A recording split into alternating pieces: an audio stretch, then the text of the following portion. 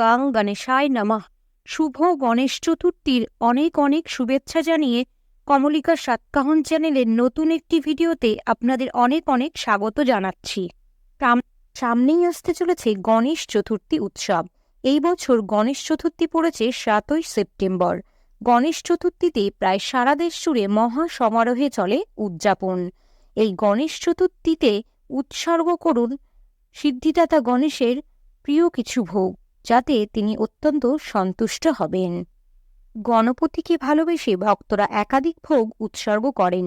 এর মধ্যে গণেশ চতুর্থীর সঙ্গে জড়িয়ে রয়েছে কিছু প্রচলিত ভোগ। জানুন গণেশজির প্রিয় ভোগ কোনগুলি।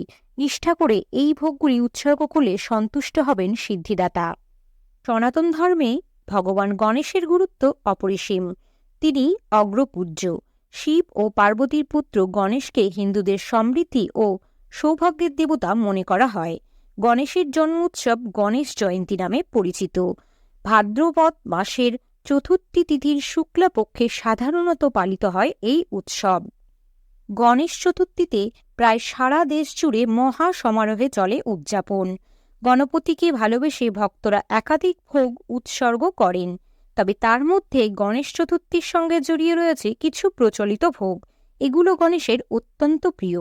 নিষ্ঠা সহকারে এই ভোগ উৎসর্গ করলে সিদ্ধিদাতা অত্যন্ত সন্তুষ্ট হন। আজকের এই ভিডিওটিতে আলোচনা করব গণেশজির সেই সকল প্রিয় ভোগগুলি কি কি, যেগুলি অর্পণ করলে সিদ্ধিদাতা অত্যন্ত সন্তুষ্ট হবেন এবং আশীর্বাদ বর্ষণ করবেন।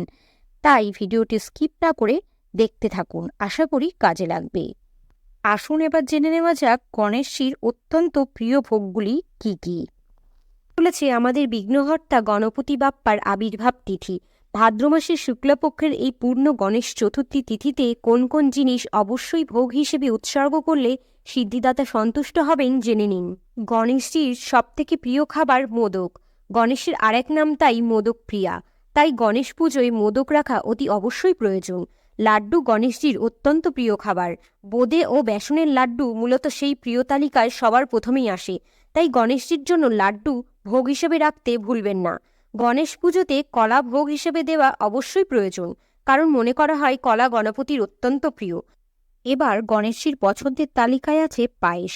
গোবিন্দভোগ চালের পায়েস গণেশজির অত্যন্ত পছন্দের। পুরাণ মতে দেবী পার্বতী পরমান্ন রেঁধে দিতেন মহাদেবকে, আর তা গণেশজি খেয়ে নিতেন সেখান থেকেই। সেই জন্য গণেশ চতুর্থীর ভোগে এটি অবশ্যই রাখবেন। বিভিন্ন রকমের ড্রাই ফ্রুট দেওয়া পায়েস গণেশজির অত্যন্ত পছন্দের। তাই চেষ্টা করবেন পায়েস অন্তত গণেশ পুজোয় নিবেদন করতে গণেশজিকে। গণেশজি হলেন সিদ্ধিদাতা। দরিদ্রদের তিনি অত্যন্ত ভালোবাসেন, তাদের প্রার্থনায় সাড়াও দেন।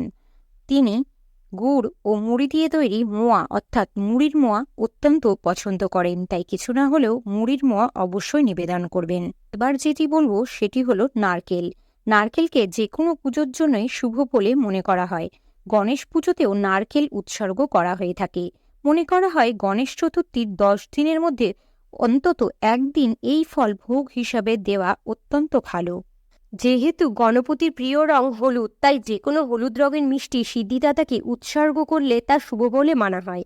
এছাড়াও আপনারা নারকেল, মুড়ির মোয়া, পায়েস এবং নিজের সাধ্যমতো বিভিন্ন ফল গণপতির ভোগ হিসেবে রাখতেই পারেন। জয় গণেশ, গণপতি বাপ্পা মোরিয়া। গণেশ চতুর্থীর অনেক অনেক শুভেচ্ছা জানিয়ে আজকে আমার ভিডিওটি এখানেই শেষ করছি। ভিডিওটি যদি ভালো লেগে থাকে তাহলে আমার কমলিকা সাতকাহন চ্যানেলটিকে সাবস্ক্রাইব করে পাশে থাকবেন। জয় গণেশ, কি জয়।